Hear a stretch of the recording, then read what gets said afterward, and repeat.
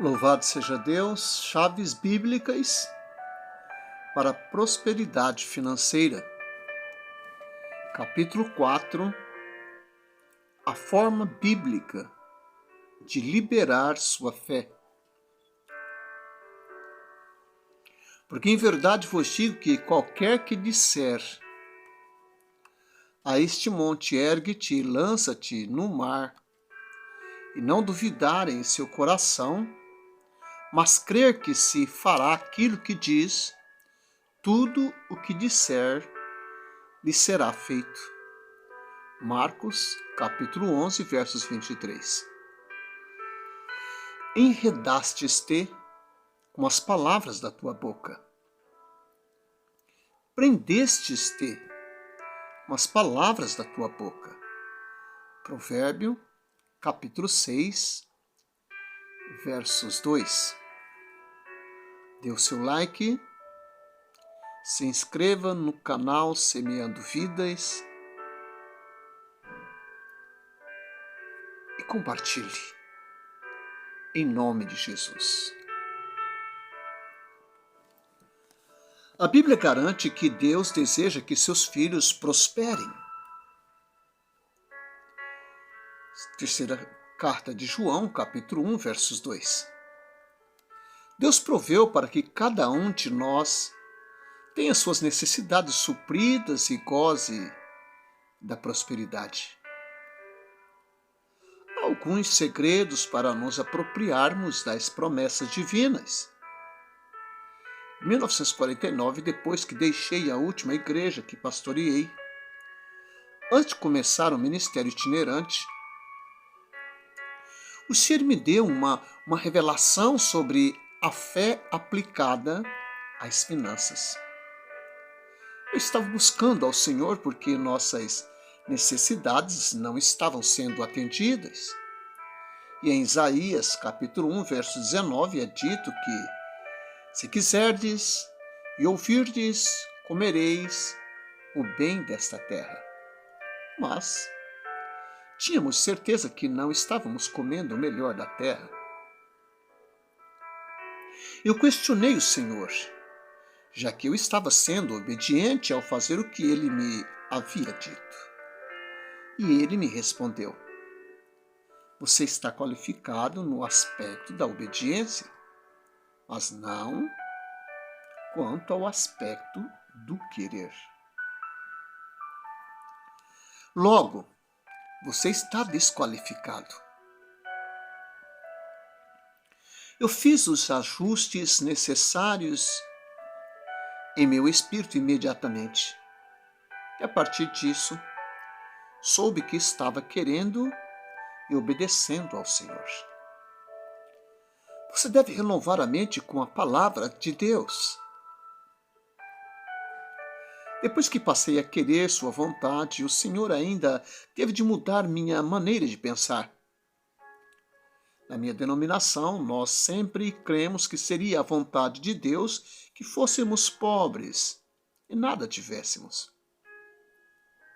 Então tive de renovar minha mente com o que a palavra asseverava sobre prosperidade. Assim o Senhor me ensinou a não orar a respeito de finanças da forma como eu fazia. Outrora, quando uma necessidade surgia, sempre orávamos de outra maneira. Porém, continuamos em dificuldades financeiras. Era assim sempre. O Senhor disse que eu deveria pedir em nome de Jesus tudo o que necessitasse, que deveria ordenar a Satanás que tirasse suas mãos de minhas finanças e solicitar aos espíritos ministradores que trouxessem o dinheiro necessário. Esta foi a revelação que recebi do Senhor sobre fé atuando na área financeira. A fé opera dessa mesma maneira em qualquer outra área. Eu precisei usar fé para ser salvo. Levantei-me de um leito de enfermidade por crer e agir de acordo com o texto bíblico em Marcos capítulo 11, versos 23 e 24, contudo, até que eu recebesse a revelação da fé aplicada às finanças e aprendesse a liberar minha fé nesta área, não sabia como ter minhas necessidades supridas. Ato de dizer faz parte da fé. Em Marcos capítulo 11, versos 23, nos é assegurado que qualquer que disser e não duvidar em seu coração, mas crer que se fará aquilo que diz, tudo o que disser lhe será feito. O que lhe será feito? Tudo o que disser. Agora, analise Provérbio capítulo 6, versos 2. Enredastes-te com as palavras da tua boca. Prendestes-te com as palavras da tua boca. Nas notas de rodapé da minha Bíblia, há uma observação sobre esse versículo. Você ficará cativo com as palavras de sua boca. Se falar algo errado, como resultado, ficará preso. O que disser poderá liberá-lo ou enredá-lo. O que você diz tem grande importância. Anos atrás, Deus me mostrou algo na palavra sobre o ato de falar como parte da fé. Em 1951, eu dirigia um encontro de 4 semanas em uma cidadezinha chamada Graham, no Texas. Um dia após a reunião matinal, permaneci na igreja para orar. Planejara ler o Evangelho de Marcos ajoelhado sobre o altar e o fiz. Eu fiquei de joelhos por um bom tempo, orando e lendo até que me cansei um pouco. Por isso sentei-me entre o altar e a plataforma, terminando de ler Marcos. Sentado, meditando sobre a grande comissão que se dirigiu ao túmulo de Jesus, em Marcos 16. Senti-me bem cansado e deitei-me de costas. Permaneci deitado com as mãos sobre a cabeça, olhando fixamente para o teto e, com a mente aquietada, subitamente dentro de mim, em meu espírito, ouvia as seguintes palavras. Você notou em Marcos 11, 23 que o verbo dizer aparece 3 vezes, enquanto crer aparece apenas uma vez? Sentei-me imediatamente e respondi que não, eu não havia notado isso. Eu já havia pregado sobre esse versículo, mencionara-o muitas vezes. Voltei-me então para as páginas da minha Bíblia, detendo-me em Marcos 11 e reli Marcos 11, 23. Porque em verdade vos digo, você não deve contar esse verbo, pois o sujeito dele é Jesus.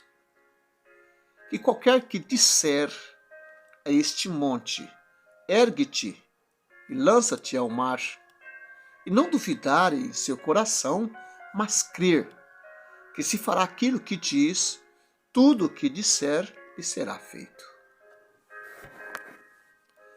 Eu contei nos dedos e percebi que o verbo crer é mencionado uma só vez, enquanto dizer 3 vezes. Dizer, diz e dizer. Eu declarei em voz audível ao Senhor. Está certo, Senhor. Eu nunca notei isso antes. Então, dentro em mim, em meu espírito, ouvi as seguintes palavras. Meu povo não tem falhado em relação ao crer. Eles aprenderam a crer e a ter fé. Eles estão falhando quanto ao que dizem. Você terá de pregar e ensinar 3 vezes mais sobre o falar, como parte atuante na fé. do que tem ensinado a respeito de crer, a fim de que os cristãos percebam isso. Isso faz sentido. A palavra de Deus tem muito para ensinar sobre o que falamos. Quando vemos Romanos, capítulo 10, versos 8, a palavra nos diz: mas que diz? A palavra está junto de ti, na tua boca e no teu coração. Esta é a palavra da fé que pregamos. Para que a palavra haja a seu favor, ela deve estar em sua boca e em seu coração, não pode estar apenas em sua boca. Por isso, é muito importante. Crer e confessar traz resultados. Pode-se falar muito, mas se o que é dito não significa nada para quem disse, se o coração não concordar com o que foi dito, isto não funcionará. Quando se crer em algo de coração, mas não se verbaliza, não se cumprirá. A fé nas promessas de Deus só funciona quando há crença e verbalização do que se crê. A Bíblia também garante, e temos, portanto, o mesmo espírito de fé, como está escrito: cri, por isso falei. Nós cremos também, por isso também falamos. 2 Coríntios, capítulo 4, versos 13. Note que foi dito temos e não tentamos ter. Também não está escrito oramos para ter. Nós já temos fé. Se você foi salvo, também tem esse espírito de fé. Uma vez que temos esse espírito de fé, devemos anunciar o que cremos. Nunca fale sobre fracassos. Nunca fale sobre derrotas. Eu não sei quanto a você, mas não creio em derrota. Creio em vitória. Louvado seja Deus.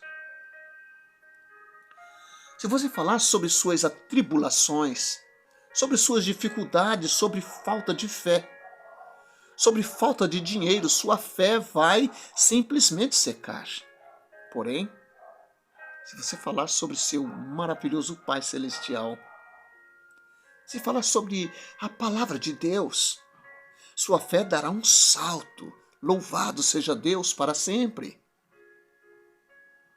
Se você ficar falando de enfermidades, a enfermidade o acabará atingindo. Se ficar falando sobre dúvidas, suas dúvidas serão fortalecidas. Se você falar de qualquer coisa negativa, essa coisa negativa destruirá a sua fé. Se ficar falando sobre falta de dinheiro, o dinheiro não chegará até você. É preciso aprender isso. Se crermos de coração no que a palavra de Deus afirma e confessamos com a nossa boca, a palavra se cumprirá. Como eu disse, nos primeiros anos do meu ministério eu não obtinha resultado algum na área financeira. Eu compreendia a fé agindo na cura, mas, ao mesmo tempo, eu nada entendia sobre como fazer a fé funcionar nas finanças. Mas, graças a Deus, Ele me mostrou como me apropriar do que me pertence em nosso Senhor Jesus Cristo. Ele me deu a compreensão de como fazer a fé intervir nas finanças e disse-me para reivindicar aquilo que eu necessitava. Refiro-me a reivindicar o que a palavra diz que é nosso. Não podemos abusar. Não podemos. Aquilo que não nos pertence. Alguém poderia dizer, bem, eu vou reivindicar 10 milhões de dólares. Eu vou reivindicar 10 milhões de poços de petróleo. Deus não lhe prometeu 10 milhões de dólares. nem tampouco 10 milhões de poços de petróleo. Você deve crer e confessar baseado na palavra de Deus. Não ultrapasse o acordo. Falo sobre reivindicar o que a Bíblia garante ser nosso. Errado reivindicar o nosso nascimento, o novo nascimento em Cristo Jesus. Errado reivindicar o batismo com o Espírito Santo. É errado reivindicar a resposta de uma oração, se Deus prometeu responder a você? Não, porque a palavra diz: o meu Deus, segundo as suas riquezas, suprirá todas as vossas necessidades em glória por Cristo Jesus, nosso Senhor. Filipenses capítulo 4, versos 19. Ao crermos e confessarmos baseados na palavra de Deus, poderemos nos apropriar daquilo que nos pertence em nosso Senhor Jesus Cristo. Dirigi outra reunião no oeste do Texas, um ano após ter recebido a revelação sobre a fé aplicada às finanças. O encontro ocorreu pouco tempo antes do Natal. Depois dessa data, eu viajaria para Vernon para ministrar. Fiquei alojado em uma casa pastoral na cidade. Viajei sozinho. Minha esposa ficou em casa porque as crianças estavam na escola. Geralmente, ao repousar a cabeça no travesseiro, logo durmo. Mas não consegui dormir naquela noite. O Senhor estava tratando comigo acerca de ir a outro lugar que não a Vernon, para ministrar. Eu tentei demover o Senhor, dizendo: Senhor, não posso cancelar com o pastor em cima da hora, eu já programei ir lá. O encontro aqui já está terminando. Vou para casa por uma semana para passar o Natal e já começa a programação na igreja em inverno no próximo domingo. Na noite seguinte, tive o mesmo problema de insônia. Isso voltou a ocorrer na terceira noite. Finalmente, querendo descansar, eu cedi. Muito bem, Senhor. Eu telefonarei para o pastor de Vernon amanhã. Se ele me liberar, tudo bem.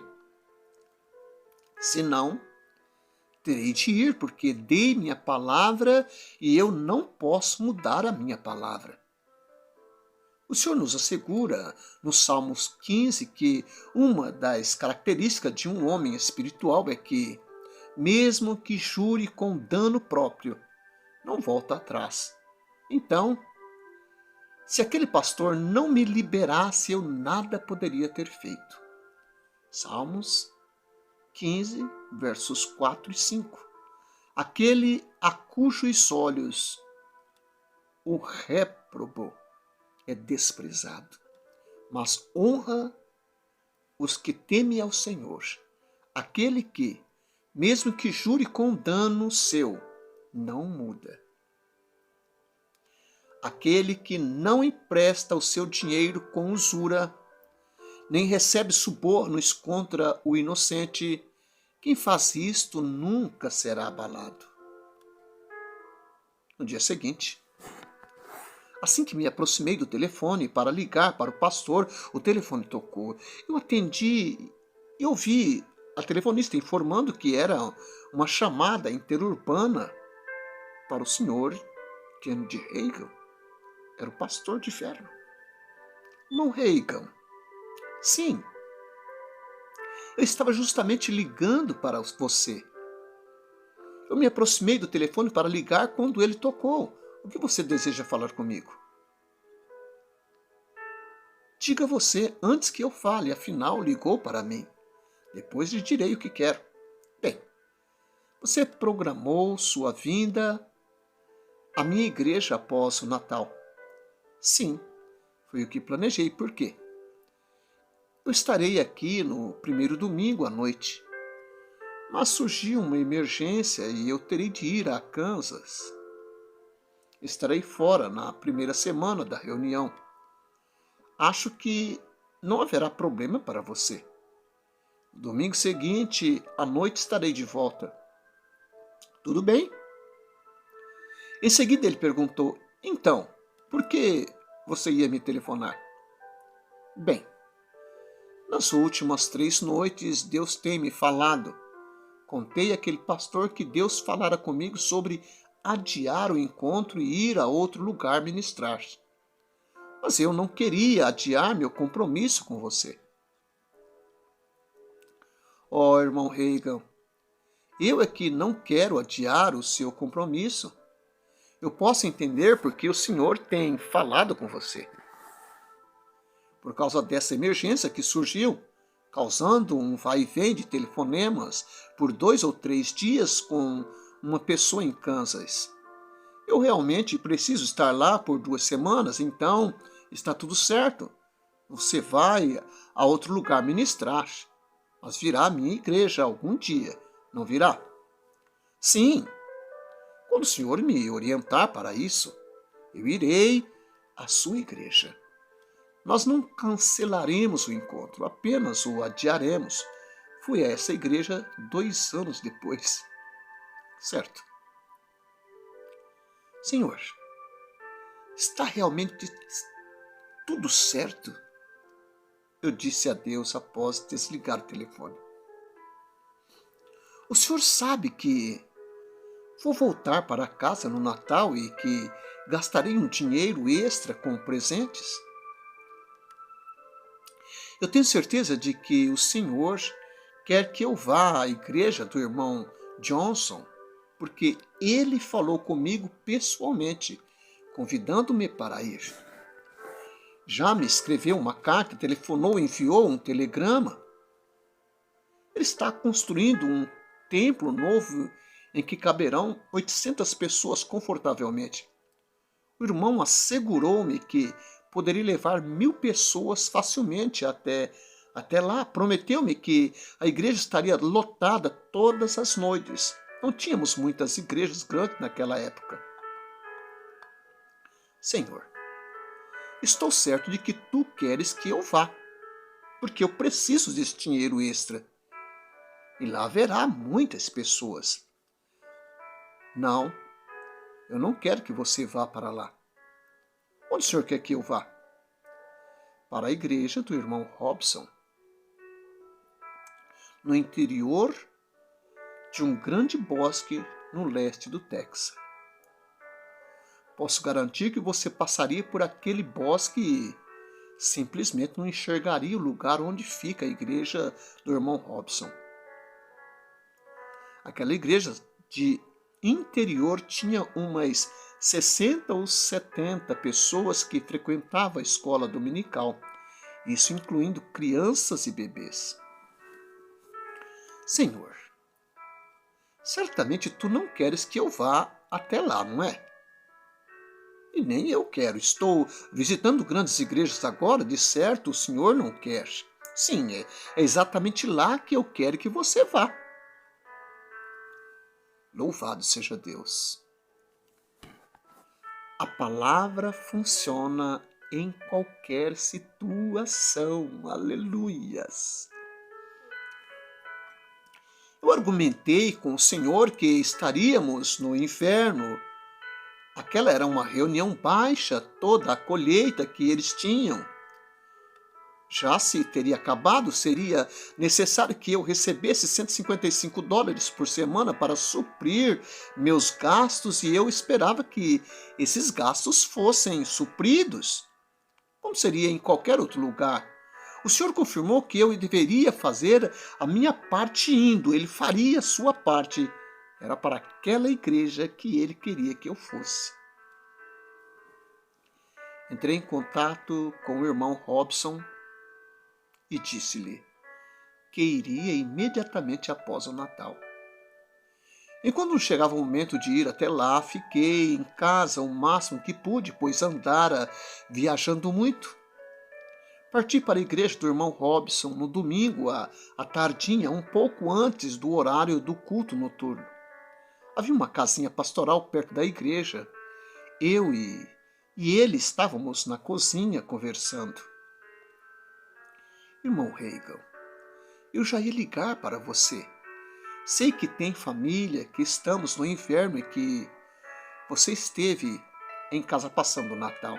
Veja, temos duas grandes colheitas aqui no leste do Texas.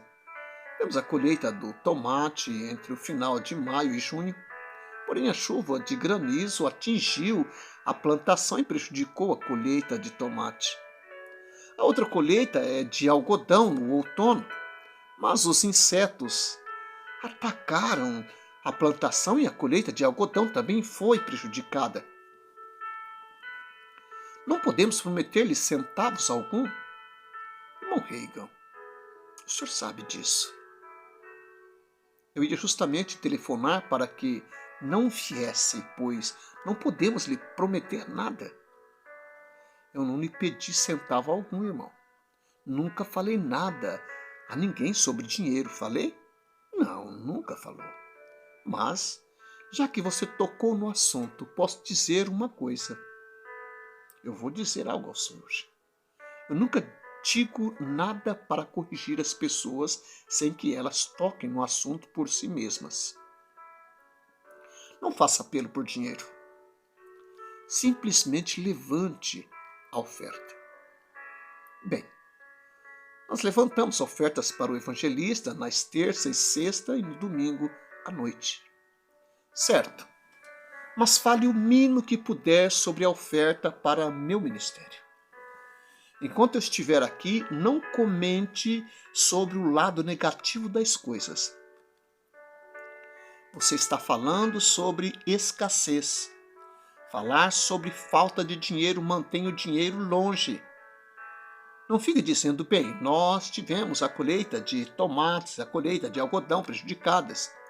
Quando faz isso, você está dizendo às pessoas que elas não estão capacitadas para ofertar. O que você diz pode derrotá-lo ou torná-lo vitorioso.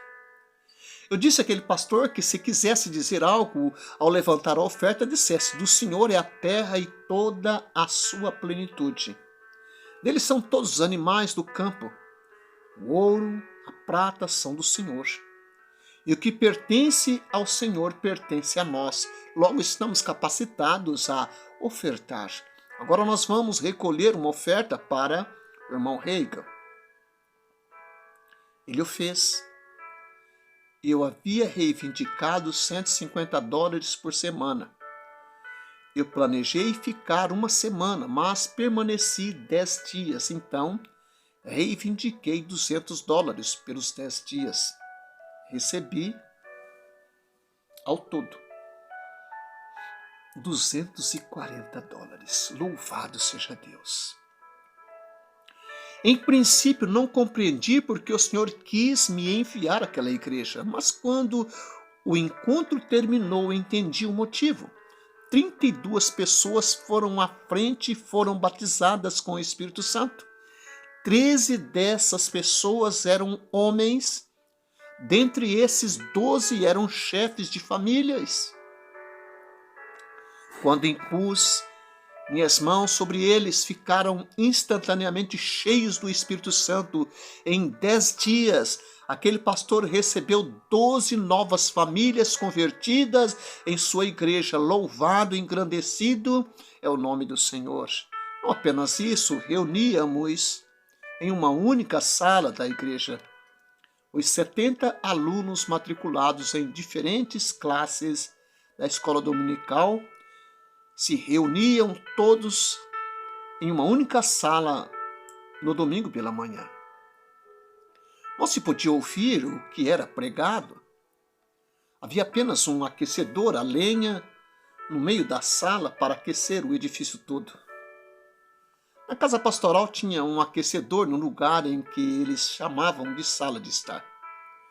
Possuía também um fogão a querosene que não funcionava direito. E assim toda a comida que a querida esposa do pastor fazia tinha sabor de querosene. Por isso perguntei-lhe: irmão Robson, por que não utiliza um sistema de gás butano? Você poderia colocar 4 pequenos aquecedores na igreja e aquecer o local. Também poderia ter um fogão na casa pastoral. Nós estávamos pensando nisso. O senhor fulano, no Texas, possui uma distribuidora de gás engarrafado. Ele é um diácono batista fiel. Falei com ele sobre isso. Ele me disse que instalaria o sistema e forneceria os aquecedores para a igreja e para a casa pastoral, pelo preço de custo. Garantiu que me daria 10% do valor do gasto como oferta pessoal. E por que você não fez afinal? Bem, nós tivemos problemas com a colheita de tomate e de algodão. Na reunião seguinte, simplesmente fui até o púlpito e disse à congregação: irmãos, estou hospedado na casa pastoral e aquele fogão já não funciona. Vocês não conseguem consertá-lo? Está velho e eu não quero fazer acusação. A irmã esposa de Robson, pois ela é uma excelente cozinheira. Mas tudo que ela prepara tem gosto de querosene. Então lhe disse o que o proprietário da distribuidora de gás havia dito, que inclusive instalaria o sistema, colocaria um botijão atrás da igreja, instalaria os aquecedores na casa pastoral e na igreja e ainda forneceria o gás para sempre, de graça.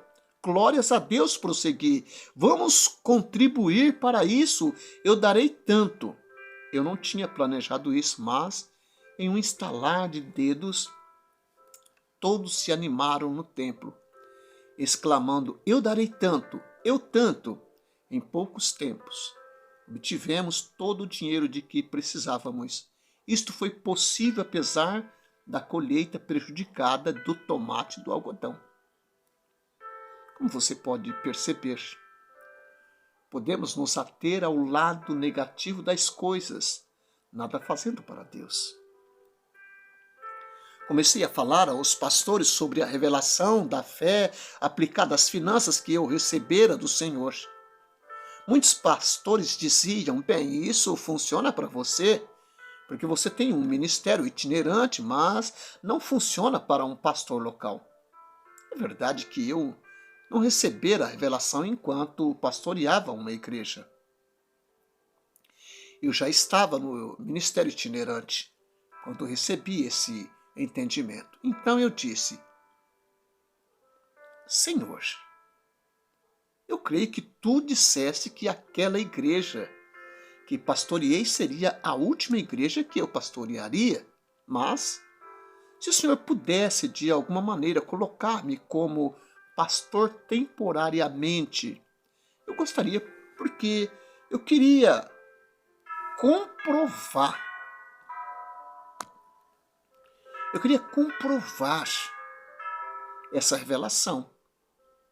Eu estava dirigindo um encontro durante 7 semanas em Dallas, no ano de 1953, quando o pastor me disse: irmão Reig, estarei ausente durante o verão. O senhor poderia ficar aqui para pastorear esta igreja? O co-pastor cuidará das visitas e dos demais trabalhos. Tudo o que tem a fazer é pregar no domingo pela manhã e à noite. Eu não escuto os noturnos da terça e sexta. O evangelista virá no início do verão, mas enquanto isso não acontece, o senhor terá de pregar. Eu respondi ao pastor que iria orar a respeito. Orei sobre o assunto e Deus esclareceu: eis aí a sua oportunidade, você terá 3 meses para pastorear. Então eu disse: certo. Também continuarei com as reuniões matinais de fé, de segunda a sexta-feira, durante todo o verão. Realizei reuniões matinais naquela igreja durante 23 semanas, exceto aos sábados, e nunca consegui concluir tudo o que tinha para dizer sobre fé. Não se consegue esgotar o assunto a respeito de fé. Eu e minha família chegamos a Dallas no último domingo de maio, um domingo anterior à saída do pastor. Ele estimulara o povo a ser fiel e a continuar a dar os dízimos. Eu, sentado, observei silenciosamente, exercitando minha fé a favor das finanças da igreja. Eu orava. Reivindico que, quando esse pastor chegar no final do verão, todas as contas tenham sido pagas e nós estejamos com saldo positivo e não no vermelho. Satanás tire as mãos de nosso dinheiro. Espíritos ministradores, faça o dinheiro vir. Louvado seja Deus. Durante todo o verão, não orei outra vez pelas finanças. Eu já o fizera uma vez. Eu colocara em prática o que Deus havia me ensinado. Basta que isso seja feito uma vez. Sempre que você pensar no assunto, apenas louve a Deus pela resposta. O pastor daquela igreja tinha um programa de rádio que era transmitido todos os dias, inclusive aos sábados. Não era um programa da igreja, era dele. Mas pelo fato de o programa ser transmitido diretamente da igreja, as pessoas pensavam que era custeado pela igreja. Por isso, o pastor não recebia ajuda financeira dos ouvintes e encontrava-se em dificuldades financeiras. Pode não parecer muito hoje, mas há 40 anos, $3.750 era muito dinheiro. Essa era a quantia que o pastor estava devendo pelo programa. A emissora já o informara de que o pastor teria de pagar, caso contrário, a emissora seria obrigada a cancelar o programa dele. O pagamento seria semanal. O pastor não poderia continuar devendo. Como eu já vinha dirigindo as reuniões daquela igreja nas últimas sete semanas, conhecia a política financeira da congregação e como recolhiam as ofertas para o programa. O conselho da igreja decidira que fariam o levantamento da oferta para o programa na terça-feira à noite, com ou sem reunião de avivamento. Durante aquelas 7 semanas de reuniões de avivamento, percebi que eles nunca levavam menos de 45 minutos, às vezes até 1h30 nas terças-feiras à noite, pedindo oferta para o programa. Eu ainda pregava depois disso. Durante a transmissão do programa, o pastor e seus auxiliares sempre comentavam a respeito do problema financeiro. Nós poderíamos não estar aqui na próxima semana. Então enviei seu dinheiro imediatamente. Mas quem enviaria dinheiro para um programa que deixaria de ir ao ar na semana seguinte? Por isso, reivindiquei também o dinheiro necessário para a despesa do programa. Na terça-feira seguinte, após o pastor ter se ausentado, o pastor auxiliar subiu ao púlpito e levou 1h ou mais para levantar a oferta. Eu não tivera a oportunidade de falar com ele ainda. Ele dizia coisa como: nós não queremos que o pastor volte e veja que o programa acabou. Com todo esse discurso, ele obteve apenas a quantia para o pagamento das despesas daquela semana, e mais $10 além dos 3.750 que seriam necessários. Mais tarde eu disse a ele: querido irmão, não faça mais isso. Eu estava incumbido de dirigir a igreja, por isso lhe falei: não diga mais pelo rádio, sairemos do ar. Apenas haja como se tivesse muito dinheiro. Mas se eu agir assim, as pessoas não contribuirão. Se elas não contribuírem, eu pagarei. Para ser sincero, eu não tinha dinheiro suficiente nem para comprar uma galinha velha. Está certo, vou agir assim.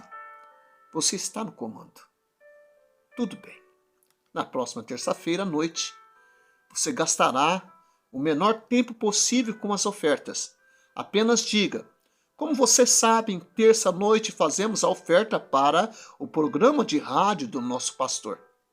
Vamos recolhê-la agora. Quando estiver transmitindo o programa, não diga que sairão do ar, apenas haja como se fosse transmiti-lo para sempre. Estimule as pessoas a contribuírem porque precisam fazê-lo. Elas precisam ser abençoadas. Encoraje-as a ajudar-nos, enviando dinheiro para manter o programa.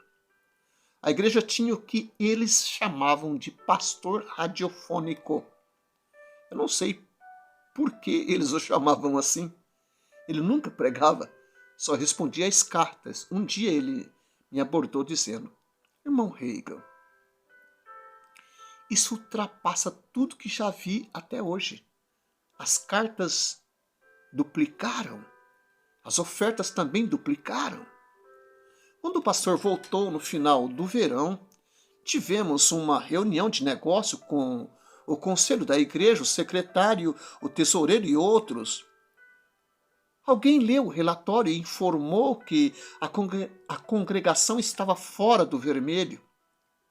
Tudo fora pago, qualquer um no ministério pode lhe prever que as finanças geralmente diminuem na época do verão. Não somente isso, mas o secretário e o tesoureiro leram no relatório: todas as contas estão pagas e nós ainda temos um saldo positivo de 20 centavos. Eles não sabiam que eu tinha orado por isso. Eu simplesmente sorri e lhes disse que havia reivindicado um saldo positivo e tínhamos então 20 centavos. O pastor confessou: você não entende, irmão Reagan. Isso é maravilhoso, isso é milagre. Perguntei aos membros do conselho: esta é a primeira vez que estamos com saldo positivo no verão.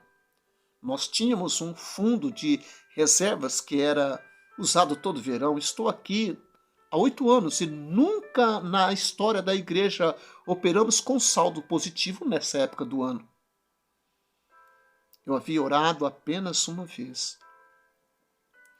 Reivindiquei apenas uma única vez que saíssemos do vermelho. E não voltei a orar por isso o resto do tempo. Tenha convicção no coração. Alguém poderia dizer: eu gostaria que isso funcionasse para mim. Não funciona só por querer. Se fosse assim, todos conseguiriam. Primeiro é necessário que haja convicção. Não haverá êxito apenas quando se decide: bem, eu vou tentar. O irmão Reagan disse que para fazer isso e por isso eu vou fazer. Não funciona dessa maneira. Coloque a palavra de Deus no coração. Obtenha a revelação em seu espírito, tenha convicção no próprio coração e então declare: assim funcionará.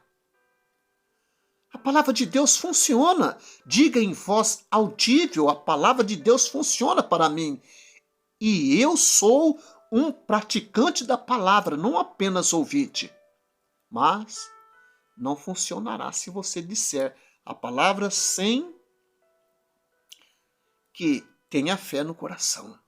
A fé só entrará em seu coração como resultado de sua meditação na palavra até que ela se torne realidade dentro de você. Então você poderá exercer fé na área financeira. Você poderá dizer com a boca aquilo que crê no coração. E assim os resultados virão. Louvado seja Deus.